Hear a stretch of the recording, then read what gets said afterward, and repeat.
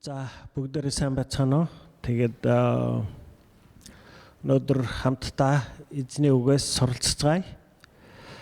За яг одоо нэг ер нь өөрийнхөө одоо миний итгэлийн амьдралын одоо туулсан замуудын туршлагаас жоохон хуваалцъя гэж бодож байна. За тэгээд би анх одоо ингээд 91-2 оны үед ер нь анх удаага одоо Есүсийн тухай сонссон. Тэгээ бас анхны тэр нартай Библийг авч уншижсэн. За тэгээд 94 оноос ер нь 93 4 оноос ер нь ингээд сүмд айгу тууштай явсан. За тэгээд ерөөсөө миний итгэлийн амьдралын хамгийн ихний үе гэдэг юм уу тийм ээ, одоо анхны шатны үе ямар байсан бэ гэвэл ер нь Бурхнаар ер нь ажлаа бүтээх хичээл гэсэн ийм хандлагатай байсан.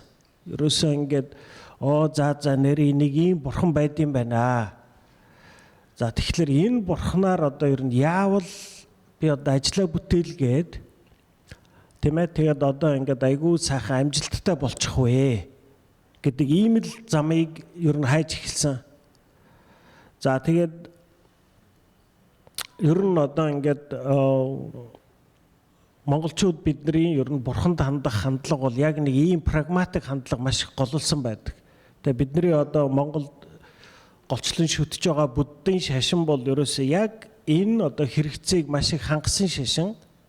Тийм ээ, одоо юу хэрэгтэй вэ? Яг төрнийхээ төрлөө тэрний төрлийн бурхныг нь одоо шүтээд байвал тэр зүйл чинь одоо хангагддаг гэж үздэг. Тэгэхээр одоо ер нь ингээд миний ч гэсэн одоо бурханд хамгийн анхны хандсан хандлага юу вэ гэвэл ерөөсөө миний хүсэл, миний бодол нэгдүгээрт тэгээд түүндээ би одоо ингээд миний тэр хүсэл бодлыг бурхан одоо яавал хангаж өгдөм бэ гэдэг ийм л арга замыг хайж эхэлсэн байна. За тэгээд ер нь бол өнөөдөр ч гэсэн одоо ингээд маш олон итгэгч хүмүүс бидний ер нь бурханд хандж байгаа хандлага дандаа нэг иймэрхүү хандлагаар ханддаг. Би өөрийнхөө амьдралын одоо төлөвлөгөөгөө гаргацдаг. Тэгээ одоо яг ресторанд ороод хоол захиалж байгаа юм шиг бурханаас захиалдаг. За бурхан минь одоо тэр хавцаа надад ийм зүйлийг өгөөрэй. Тийм ээ? Цагийн тогтооно, хэмжээг нь тогтооно. Тэгээд энийг өгөх гэж одоо бид нар бурханд маш их ханддаг. За тэгээд энэ хандлага бол ер нь бүхэлдээ маш буруу. Энэ хэзээ ч бүтдэггүй. Тийм учраас одоо миний итгэлийн амьдралын одоо маш их олон бүдрэлт ер нь одоо ингээд бурхныг ч ойлгохгүй, өөрийгөө ч ойлгохгүй, ер нь өөрийнхөө амьдралын учрыг ч олохгүй явсан маш их гол үндсэн шалтгаан бол дандаа энэ хандлага. Тийм ээ, өөрөөр хэлбэл би одоо юу гэж харж байна? Бурхан надаа үйлчлэх ёстой. Тэгээ Библиэлд хэлсэн байгаа шүү дээ. Бурхан надад хайртай гэсэн юм чинь. Тэгэхээр хайртай юм чинь одоо миний хүслийг биелүүлж өгөх байх. Миний энэ зовлонг нэмгэлж өгөх байх. Миний энэ үрж байгаа ачааг хөнгөлж өгөх ёстой. Тийм ээ. Тэгээ яг ийм байдлаар бид нар бурханд хандаж эхэлдэг. Тэгээ ялангуяа одоо энд бас нөлөөлдөг хүчин зүйл юу вэ гэхээр биднийг өсгсөн ээж аавын хандлага. Бидний ээж аав бид нарыг яаж өсгдөг вэ гэхээр сайн юм хийгээд байвал толгой хилээд одоо урамшуулад байна. Буруу муу юм хийвэл шийтгэнэ. Тэгэхээр бид нар бас бурхан руу яг ийм хандлагаар явж очдөг.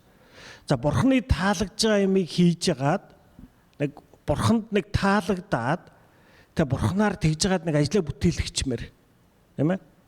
За одоо ингээл бурханы өмнө очиад би өөрийнхөө төлөө зөндөө одоо бурханд өргөсөн. Эзэн минь ээ та энэ нэг гал те. Тэгэл нөгөө хариу өгөхгүй болоод ирэхлээр нь одоо ингээ бурханыг жоохон хахуулдах гэж оролдож эхэлж байгаа. Эзэн минь ээ би 11 өргөн таныг энэ мөнгийг өгчвөл би энэгээр ийм гоё юм таны төлөө хийн. Бурханыг нэг өсөндө панаалдах гэдэг нь шүү дээ. Тийм ээ?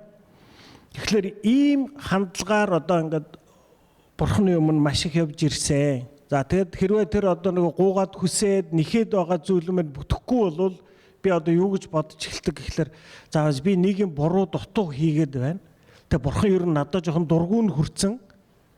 Тэгээ одоо тэрнийгээ болио гэд. Тэрнийгээ одоо тэгээд Библиэлд гимш гэдэг үг байгаа. Тэгээд баахан юмд гимшин. Эзэн минь би ер нь тэгэхэд тэгсэн юм шиг байна. Уучлаарай. Одоо уучлаарай гэж байгаа юу хүсч үлээгээд байгаа гэхэлэр одоо буруугаа зөвшөөрчихлөөр өө энэ ганцргөө сайн хүү юм аа. Буруу муруугаа ойлгоод одоо тэр гуугаад байгаа минь өгөө гэж хэлүүлэх гээд байгаа юм шүү дээ. За ийм байдлаар Бурхны өмнө миний одоо итгэлийн амьдралын их олон жилүүд урт хугацаа ингэж явж ирсэн. За тэгээд явсаар байгаад ер нь одоо ингээд Библиэс ер нь Бурхантай хамт амьдрсан амьдралаас би одоо юуг ойлгож байна вэ гэвэл өнөөдөр тийм ээ. За Бурханд бол ерөөсөө хамгийн нэгдүгээрт одоо яг миний юу хийж байгаа болвол Бурхан тийм нэгдүгээр чухал байдаггүй юм байна. Бурханд яг үнэндээ миний хэн байгаа нь, хэн болоод байгаа нь хувь хүний хувьд тэр л Бурханд чухал байдгийн байна. Тийм ээ? Одоо яг бид нартай ижилхэн. За одоо манай хүүхэд нэг 4-5 настай байхдаа нэг цэцэрлэгт явдаг байлаа. За тэр цэцэрлэгт яваад яах вэ гэвэл ингээл нэг баахан явж байгаа л нэг тенсний юмд явлаа гал нэг юм шавар цом барайл хүрээд ирнэ. Одоо тенсэнд их амжилт гаргасан баха. Тэгээд дараа нэг одоо төвлөр хур тоглоод байгаа гал бас нэг юм ингээл болсон болоогүй ингээл нэг баахан баярын бичиг одоо ингээд ийм шагналууд барьж ирээл байна. Медаль, зэдаал нэг ийм пивэр медаль эднэр тийм ээ. Тэгээд манай хүүхдийн хувьд бол одоо тэр чи юу болж байгааг бол айгүйх амжилт гаргаад байна шүү дээ. Одоо ингээд лодон медаль аваад байна, цом мом одоо ингээд янз бүрийн юмар шагнуулаад яг одоо тэр 5-6 настай хүүхдүүдтэйгээ харьцуулах юм бол айгүйх амжилт гаргаад байна шүү дээ. Тэгэхдээ тэр манай хүүхдээ олж байгаа амжилтыг хэрвээ би өөрийнх нь нүдээр харуул тийм үү? Одоо та нар ч гэсэн эцэгхийн нүдээр харуул энэ бол хүүхдийн тоглоом. Яг үнэндээ тэнд нэг айхтар сураад, яг үнэндээ мундаг амжилт гаргаад, яг үнэндээ нэг том юм бүтээгээд байгаа юм ерөөсөө байхгүй. Харин эсрэгээр би одоо тэр хүүхдээ хэдэн одон диплом авж ийн гэдгийг нь тоолдохгүйгээр манай хүүхд ер нь яг үнэндээ хүний хувьд ямархуу хүүхд болж байна. Тийм ээ? Одоо ингээд амьдралд нэг асуудал тулгарчихлаар ингээд юугүй сэтгэл санаагаар унаад л гутраад л уйлаад л унжаад л ийм хүн болж гин үү? Эсвэл одоо бос хүмүүс жоохон дээрлэхүү хүн болж гин үү? Эсвэл их тийм одоо харамж хүүхэд болж гин үү? Тийм ээ? Энэ л одоо миний хүүхдийн тэр одоо энэ цэцэрлэгтээ сургуультай олж байгаа амжилт одон медалаас илүү ерөөсөө миний хүүхэд яг үнэндээ хувь хүний хувьд хэн болж байгаа нь танд ч надад ч тэр нь л хамгийн чухал. Тэгвэл Бурхан яг үнэтэй ижлэх. Та бидний энэ дэлхий дээр хэр зэрэг амжилт олж байгаа, хэр зэрэг баян тарган цадгалан болж байгаа, хэр зэрэг одоо ингээд их өндөрлөгт хүрж байгаа нь Бурханд бол тийм чухал зүйл нь биш. Харин Бурхан юуг хардаг гэвэл ерөөсөө яг үнэндээ чи хувь хүний хувьд ямар хүн болоод байна. Тийм ээ? Үүн дээр л анхаардаг. Тэгэхээр бид нар одоо ингээл амьдралдаа маш их явцгаас итгэлийн амьдралдаа эзний дуудлагыг л нэг олоодох ёо. Бурхан миний амьдралаас яг надаас яг юу хүсээд байгаа юм тэрийг нь л олоод мэдээдхийа гэдэл. Яг үнэндээ Бурхан биднээс танаас юуг харж хүсч хүлээдэг вэ гэвэл Бурханы хувьд хамгийн чухал зүйл бол яг үнэндээ би хувь хүний хувьд хэн байна? Тийм ээ? Одоо ариун сүнсний 9 үр жимс гэд бичсэн байна. Тэр ариун сүнсний 9 үр жимс энэ ганцургийг хувь хүний хувьд хэр зэрэг байна вэ гэдгийг Бурханд хамгийн нэгдүгээр асуудал байдаг. Тийм ээ? Тэгэхээр одоо нэг хүний амьдралд бас энэ ертөнцид Бурханд хандж байгаа хандлага, Бурханы хандлага хоёроор хоёр том зөрөө гарч ирээд байна шүү дээ. Бид нар юу хүсээд байдаг гэхэлэр бид нар амжилтыг хүсээд байдаг. Тэгээ амжилтаа олохын тулд Бурханыг яаж ашиглах вэ гэдэг аргыг хаагаад байдаг. Тийм ээ? Буддын шашин бол зөндөө олон одоо тийм арга замууд гаргаад өгсөн байгаа. Хиймрэн сан тавиулна, тийм ээ? Одоо ажилчин бүтэхгүй бол хиймрэн сан тавиулна. Өшөө одоо юу гэдгийг арга ширэг уншуулдаг зөндөө аргууд байгаа. Манай Christianity ч гэсэн бас дотор нь тийм янз бүрийн юмнууд байна. Чи ингэж явбал одоо Бурхан чиний ажлыг сонсд юм аа. Чиний залбирлыг сонсноо. Ингүүл ажлыг чинь бүтээж өгнө. Тийм ээ?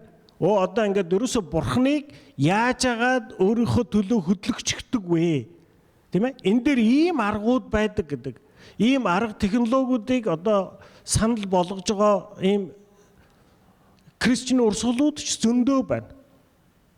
Тийм ээ. Тэгэхээр ерөөсөө яагаад энэ арга замууд одоо миний ч гэсэн тэр одоо бурхныг өөртөө хөдлөгч гэсэн энэ одоо оролдлогууд яагаад бүтлгүй болдог вэ? Тийм ээ. Яагаад гэвэл миний тэр бурхныг харж байгаа хараа, бурхан руу очиж байгаа тэр хараа хандлага нь өөрөө шал буруу байна. Яагаад буруу гэхэлэр бурхан миний амжилтыг биш. Бурхны хувьд ерөөсөө л ган зүргийг нэг хувь хүний хувьд зөв хүн болгох нь л бурхны хувьд хамгийн чухал зүйл. Яг биднэрийнх шиг, яг бид нар өөрийнхөө хүүхдэд яг л тийм шүү дээ. Яг үнэндээ манай хүүхд одоо ямар коллежид ороод, ямар одоо мундаг том дарга болоод, ямар мундаг амжилттай болох нь болов яг таатай. Гэхдээ тэр бол ерөөсөө нэгдүгээр асуудал биш. Тийм ээ?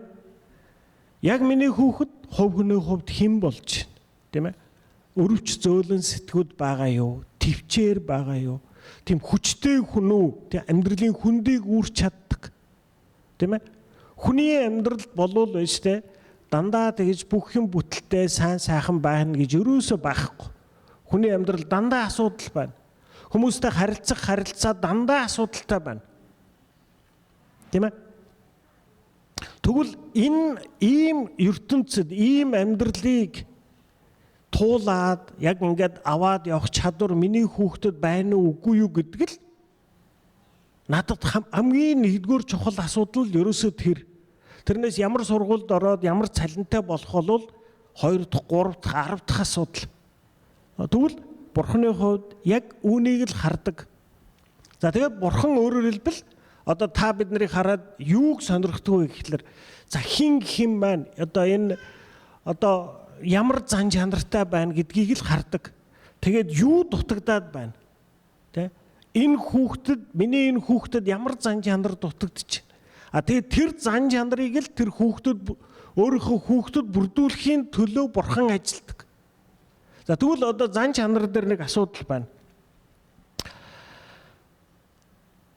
Ямар зан чанарыг хүсэж ийн яг тэрний эсрэг нөхцөл байдал тэр зан чанарыг хүнд бий болгодог. Тийм ээ? Хүчтэй зан чанарыг юу бий болгодог гинэ? Хүнд хүчээр байдлыг туулах нь хүнд хүчтэй зан чанарыг бий болгодог. Хин хизээд жоохон өгөөмөр зөөлөн сэтгэлтэй өрөвч болдгийн. Өөрөө зовлон тулж үзчихэж хүний сэтгэл зөөлөн болдог. Тэгэхээр ямар зан чанар тэр хүнд дутагдж байна? Яг тэрний эсрэг нөхцөл байдлыг бурхан таны амьдрал зөвшөөрдөг гэсэн үг. Тэгээд бурханд бол ерөөсөө миний тэр баян дарган цатгалан болох нь биш. Над ганц зөрөгт яг энэ зан чанарыг бүрдүүлнэ гэж ажилтдаг л бурханы миний амьдралд хандаж байгаа зорилго юм аа. Тийм ээ? Тэгэхээр одоо бид нар үүний жишээг одоо ингээ Библиэлд зөндөө харж болно. Тийм ээ? Одоо бурхан хүнд зан чанарыг бүрдүүлэхийн тулд хэрхэн ажилласан түүхүүд. Тийм ээ? Одоо за Йосеф байна. За Йосеф ингээд 17 нас хүртлээр яасан гэхэлэр ерөөсөө тэр олон хүүхэдтэй айлын аавынхаа одоо ганц амных нь хүүхэд байсан байхгүй. Тэгээ бүх хүүхдүүдээс илүү үздэг. За ингээд нэг ийм одоо тэгээд 17 жил одоо эрхлээд өссөн хүүхэд ямар зан чанартай байх вэ? Тийм ээ? Тэгтэл бурхан Йосефээр аюу том ажил хийх төлөвлөгөө байсан байхгүй. Тэгээд Йосеф Йосефор тэр ажлыг хийлгэхийн тулд бурхан яаж ажилласан гэхээр за Йосефт энэ ажлыг хийж чадахгүйц тэр зан төрхийг бүрдүүлэх хэрэгтэй. Тийм учраас Йосеф 17 настайгаас ахуулаад боол болоод дараа нь шоронгийн хоригдол болоод 13 жил тэр одоо хүнд хүчээр амьдралыг туулж байгаа. Тэгээд тэр 13 жил тэр хүнд хүчээр амьдралыг туулсны дараагаар Йосеф тийм ээ амьдралын хүндийг туулж чаддаг. Бусд хүмүүсийн зовлонг мэддэг. Бусд хүмүүсийг инэрдэг. Ийм хүн болж хувирсан. Тийм ээ? Мосе. За Мосе Египтийн хааны ордонд одоо 40 жил амьдарсан. Тэ одоо ерөөсөө тэгээд одоо тэр 40 жил амьдраад явж ирснээр Мосе юу хийж байгааг харуулж байгаа. Нэг одоо Израиль хүн нэг Египт хүнтэй муудсан чи Йосеф Мосе давхиж очиод тэр Египт хүнийг цавчаад алчиж байгаа. Тэгээд тэндээс юу харагдчих вэ? Тэр хүний бардам, би чадна, би шийднэ гэдэг тэр одоо тийм омглон зан тэр хүнээс харагдчих. Тийм ээ? Тэгсэн чинь Бурхан Мосегоор өөр ажил хийх төлөвлөгөөтэй байсан. Тэгээд Бурхан Мосег 40 жил цөлд хончин болгосон. Тэгээд 40 жилийн дараагаар Бурхан ирээд хөөе Мосе чи яваад энэ ажлыг хийсэн өө би чадахгүй. Нөгөө нэг би чадна, би шийдчихнэ, би одоо ингээд ард түмнээ аварчна гэд 40 жилийн өмнө зогсож байсан хүн болчихсон.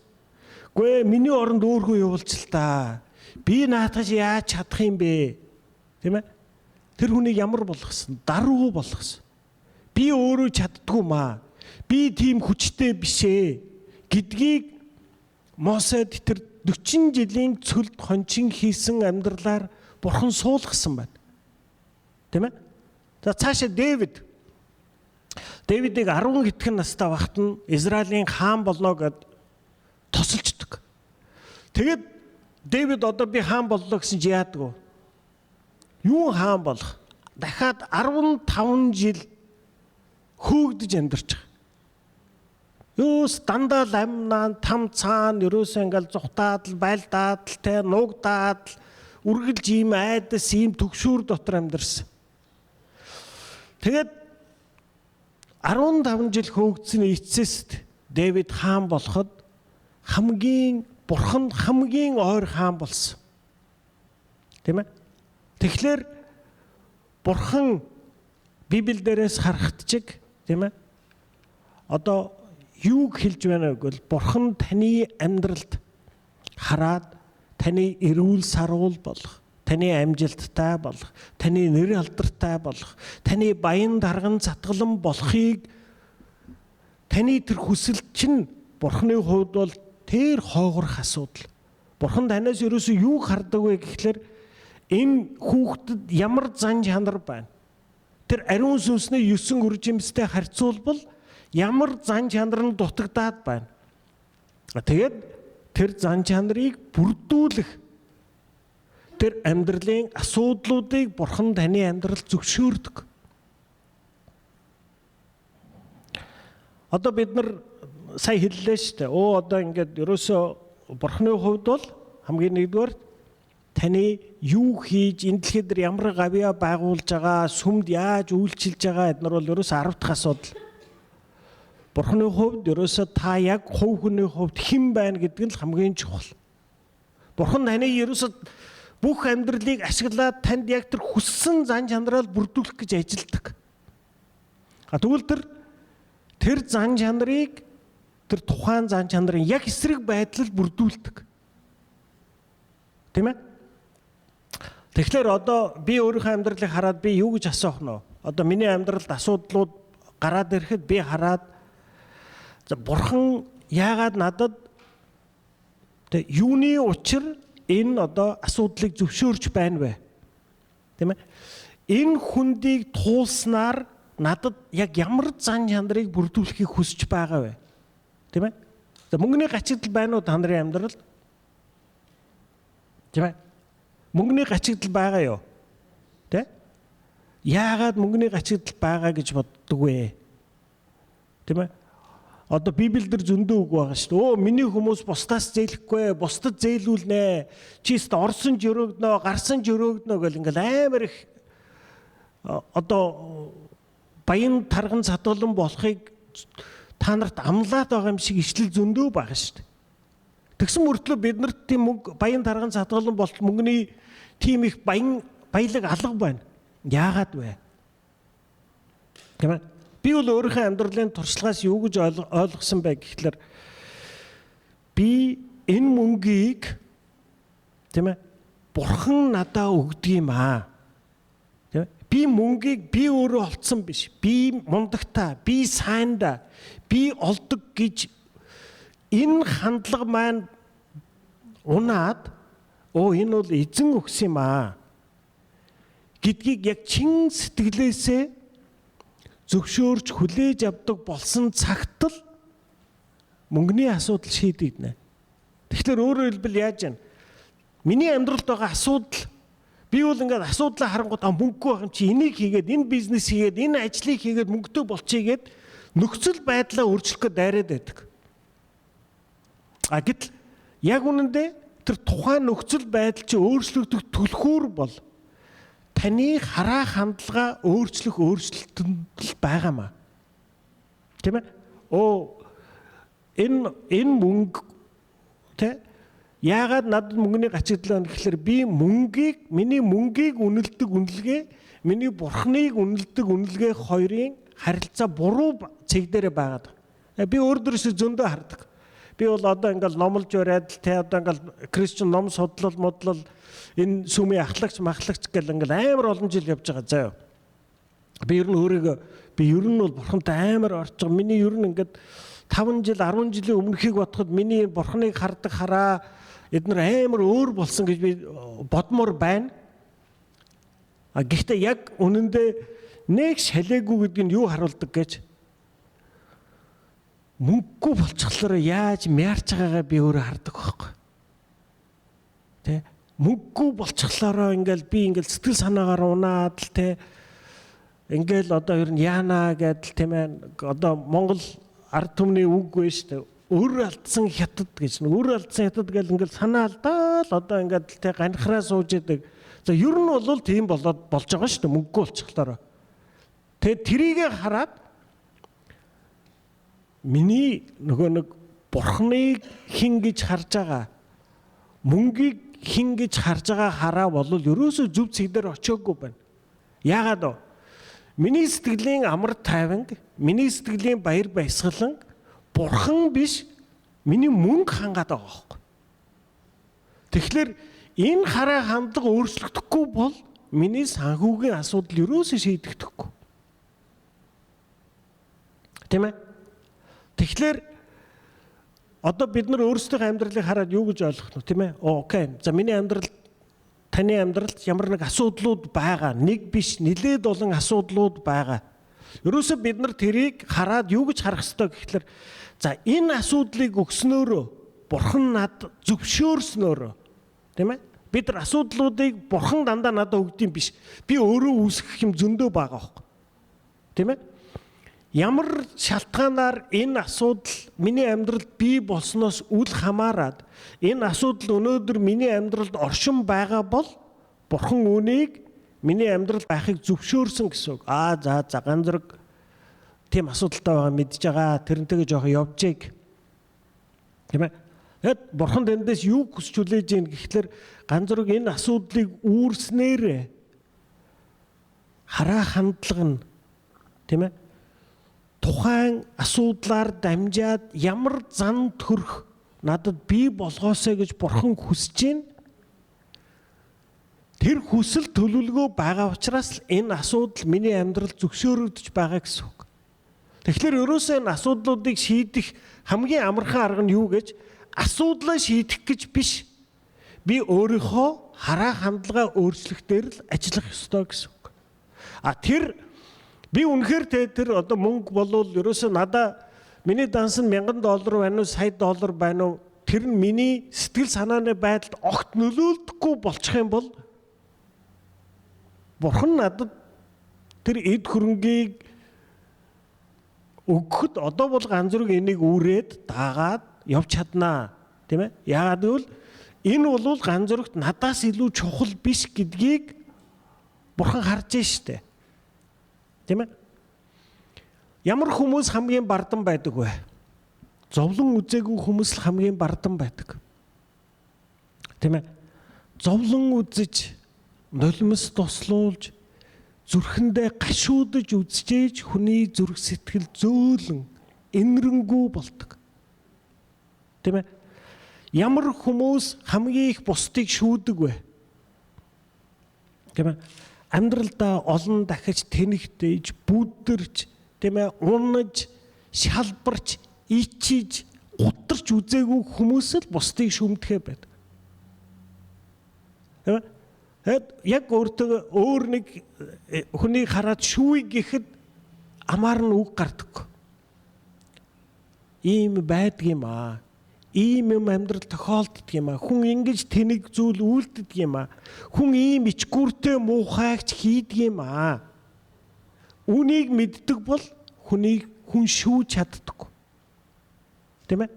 Тэгэхээр би одоо өнөөдөр та нарт юу гэж урамшуулмаар байна вэ гэвэл, тийм ээ?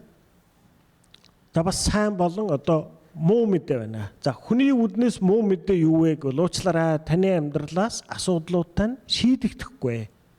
Тийм амархан шийдэгдэхгүй. Ерөөсөө бидний хүсэж байгаа шиг одоо нэг залбираад л тэр асуудал чинь маргааш авагдахгүй. Тийм ээ? Та хэрв одоо ингээд хүний амьдралыг айгүй амархан байна. Ер нь ингээд одоо Монгол ардын үлгэрүүдэд байдаг шиг амьдрч яваад байвал амар сайхандаа нэг өдөр жаргана гэж бодож ивэл тэр чинь худлаа. За энэ бол одоо хувь хүний хувьд хэлэх одоо муу мэдээ нь энэ байна. Тийм ээ? Та хэрв одоо амьдралаа амар тайван байх ёстой. Миний амьдрал айгүй сайхан амьдрах ёстой.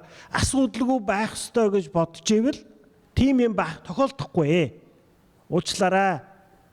Нэг ч хүний амьдрал дандаа амар тайван байхгүй. Тийм ээ? Нэг ч хүний амьдрал дандаа бүтэлтэй байхгүй. Нэг ч хүний амьдрал асуудалгүй байхгүй. Сайн мэдэн. Бурхан таныг өнөөдөр ямар асуудлын дундуур явж байгааг, ямар ачаа үүрж байгааг, тийм ээ? Бурхан таны зүрх сэтгэл өнөөдөр хэрхэн шархалж байгааг мэдэж байгаа. Тэгээ үүнийг Бурхан бас өөрт нь хичнээн хүндүр байсан ч гэсэн таны амьдрал зөвшөөрсөн юм аа. Яагаад? Яагаад гэвэл энэ нь танд тэр зөв, сайн, тэр анхлуум үнэрт зан чанарыг бий болгоход зайлшгүй шаардлагатай учраас Бурхан үүнийг зөвшөөрсөн. Тийм учраас Библиэд ишлэл байгаа шүү дээ. Өнөөдөр өгөгдсөн асуудлуудаа Бурхан талархаа гэж. Тийм ээ? Бурхан танд надад хайртай байгаагүй болвол энэ асуудлуудыг та бидний амьдрал зөвшөөрөхгүй байх боломжтой л байсан. Хэрв Бурхан таны амьдралд асуудлыг зөвшөөрч байгаа бол Бурхан тань дээр ажилласаар байна гэсэн үг. Бурхан таныг энэ асуудал дундаас илүү сайн, илүү хүчрхэг тэр ариун сүнсний 9 үржимсд өгүүлсэн шиг өгөөмөр, төвчээртэй, сайхан сэтгэлтэй, итгэмжит, бие захирдаг хүн болгож босгож ирэхийн төлөө Бурхан таны амьдрал дээр өнөөдөр ажилласаар байна гэсэн үг ээ. Исая номын 55:8-9 бичсэн байна. Миний бодол та нарын бодолтой адил биш гэж эзэн айлдаж байна. Миний арга зам та нарын төсөөлж чадах бүхнээс хавьгүй алсынх. Учир нь тэнгэр газар хоёрын хоорондын ялгаа шиг миний арга зам та нарын арга замаас хавьгүй өндөр. Миний бодол та нарын бодлоос илүү холынх юм аа гэсэн. Ром 5:3-5 үүгээр ч зогсохгүй бид зовлон зүдгүүртэйч баярлдаг. Учир нь зовлон зүдгүүр нь төвчээр нь хатуужилтай занг, хатуужилтай зан нь найдварыг төрүүлдэг гэдгийг бид мэднэ. Найдвар нь биднийг ичгүүрт хүргэхгүй. Учир нь бидэнд өгөгдсөн ариун сүнсээр дамжуулан Бурханы хайр бидний зүрх сэтгэлд цутгагдсан юм аа. Тэгэхээр би дахиад одоо саяны хэлсэн зүйлсээ дахиад нэг товчлоод хэлье, тийм ээ? Уучлаарай, та юу ч хүсэж байсан гэсэн та Бурхан дээр өөрийн хүсэл төлөвлөгөөг барьж очиод түүнийгээ Бурханаар хийлгэнэ гэж бодож байвал том андуурч байна. Бурхан танд үйлчлэх гэж оршдоггүй. Та бид нар Бурханд үйлчлэх гэж энэ дэлхийд амьдарч байгаа. Тийм ээ? Тэгээд Бурхан таны миний энэ ертөнцийн хийж байгаа зүйлс, олж байгаа амжилт, хүрч байгаа оргил болвол Бурханы хувьд 10 дахь асуудал. Бурхан хамгийн нэгдүгээрт юуг сонирхдаг вэ гэвэл та биднийг хувь хүний хувьд хэн болж байгааг хамгийн түрүүн Бурханд энэ л хамгийн чухал. Тэгээ Бурхан та бидний хүн нэг бүр дээр яг тэр тодорхой зан чанарыг бүрдүүлэхээр ажиллаж байгаа юм. Тэгээд танд ямар зан чанар бүрдэх вэ? Яг тэрний эсрэг нөхцөл байдал танд тэр зан чанарыг бүрдүүлдэг. Төвчээр хэрхэн бүрддэг вэ? Төвчхийн аргагүй нөхцөл байдлуудыг туулж байж төвчээр хүнд бий болдог. Тийм ээ? Хүч чадал хүнд яаж бий болдог вэ? Хүнд хүчээр даахгүй, дийлэхгүй. Тэр хүнд ачааг он удаан жил үүрч байж хүнд сая хүч чадал бий болдог. Тийм ээ? Хизээд хүнд өрөвч зөөлөн сэтгэл бий болдог. Та зовлон амсаж тэр гашуун зовлон туулж байж таны зүрх сэтгэл зөөлөн болдог.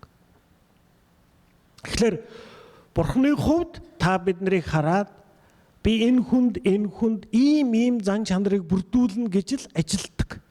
Энэ л Бурханд хамгийн чухал. Тийм ээ? Дахиад хэлье. Та бидний юу хийж байгаа нь биш, хэн байгааг л Бурхан ажигладаг. Хэн нэгэн болгохын тулд л Бурхан бидний амьдрал дээр ажиллаж байгаамаа. Бид нар ерөөсөө тэр элдв газраас Бурхан юу хүсэж байгаа, Бурхан миний амьдралыг хаашаа явуулах гэдэг гэж ерөөсөө хайх хэрэггүй. Тийм ээ? Тэгвэл бид нар өнөөдөр амьдралд өгөгдсөн асуудлуудыг шийдэх маш тодорхой арга зам байна.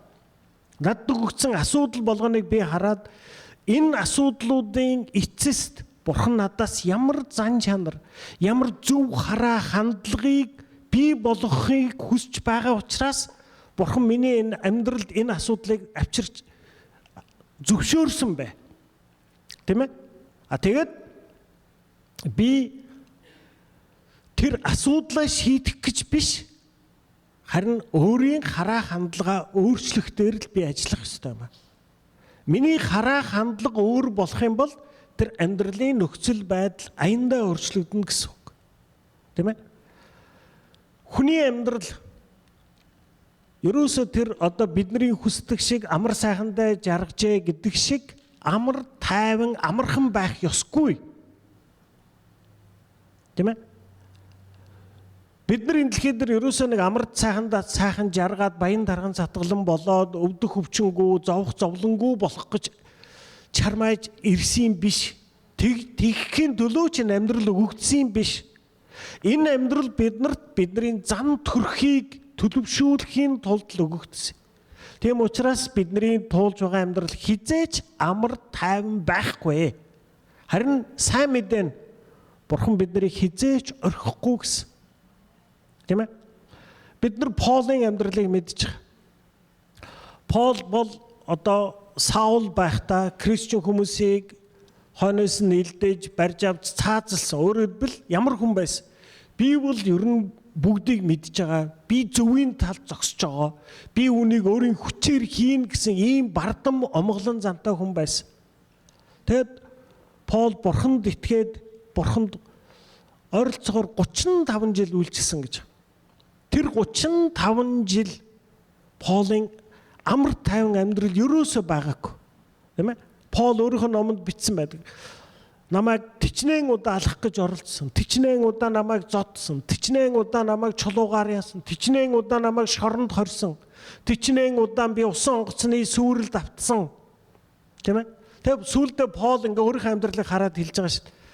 Йоо би одоо ингээ өөрийгөө бодвол би Бурхан руу ямаар байна. Ерөөсөө энэ ертөнцийн амьдрал ерөөс бүтэхгүй. Тэ? Би Бурханы хажууд очиод би аягүй сайхан амар тайван амьдрмаар байна. Би та нарыг бодоод л та нарт энэ Бурханы сайн мэдээг түгээхийн тулд л би энэ амьдралд амьдарч явна гэж хэлсэн. Тийм ээ? Тэгээд Пол дангаараа тэр газар дундын тэнгисийн орны бараг бүх оронд очиж Бурханы сайн мэдээг түгээсэн. Сүүлийн 2000 жил дотор хамгийн агуу хүмүүс гэдэг жагсаалт нэг удаа гарсан бас би уншижсэн чинь нэгдүгээрт Есүс, Хоёрдугаар Полын нэр байсан. Тийм ээ. Та бид нар Бурханаар хэрэглэгдсэн. Үнэхээр агуу хүн болох боломжтой. Бид нар Бурханы гарт одоо яг тэр Йосеф шиг, тийм ээ, Пол шиг агуугаар хэрэглэгдсэн нэгэн болох боломжтой.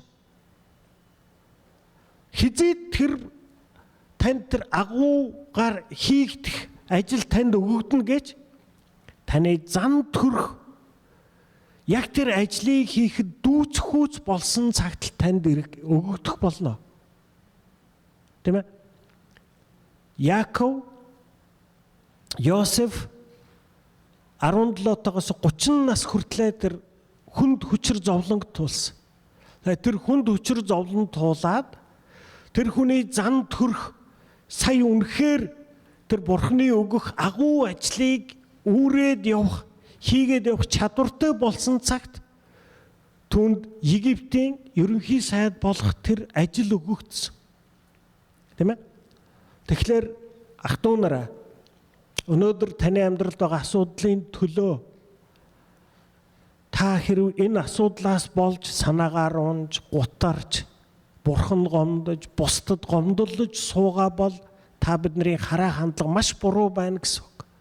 Харин бид нар энэ өгөгдсөн асуудлуудыг талархалтайгаар хүлээж авч, за Бурхан надад үүнийг зөвшөөрсөн бол эндээс би өөрөө хэрхэн өөрчлөгдөх ёстой вэ?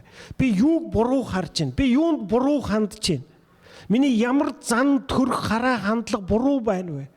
Миний ямар нүгэлт мөн төрх Бурханы тэр хүссэн зан төрх рүү хувирахад садаа болж байна вэ? Та бидний итгэлийн амьдралын он жилүүд бол өөрөө өөртөө хийх л тэмцэл. Бид нар сатантай тулж гад тийм ээ энэ ертөнцтэй байлдчих гад тийм юм өрөөсөө байхгүй. Энэ бол та бидний өөрөө өөртөө хийх тэмцэл. Өөрөө өөрийнхөө тэр нүгэлт мөн төрхтэй тэр хуваа хичээсэн, увайгүй, талархалгүй, шунхай, нэрд алдарт дуртай тийм ээ бурууг бузар мууг үлдэхтэй хурдан энэ мөн төрхөөс тэр Есүсийн ариун сүнсний 9 үр жимсийн дагуу өөрчлөгдөх үйл явцын төлөө та биднэрт амьдрал өгөгдсөн юм аа. Тэгэхээр итгэл дотроо баталгацгаая. Тийм ээ эзэн дотор өөрчлөгдөн шинжлэгдэцгээе гэж та нараас хүсэж байна. За тэ бүгдээрээ хамт залбирцгаая.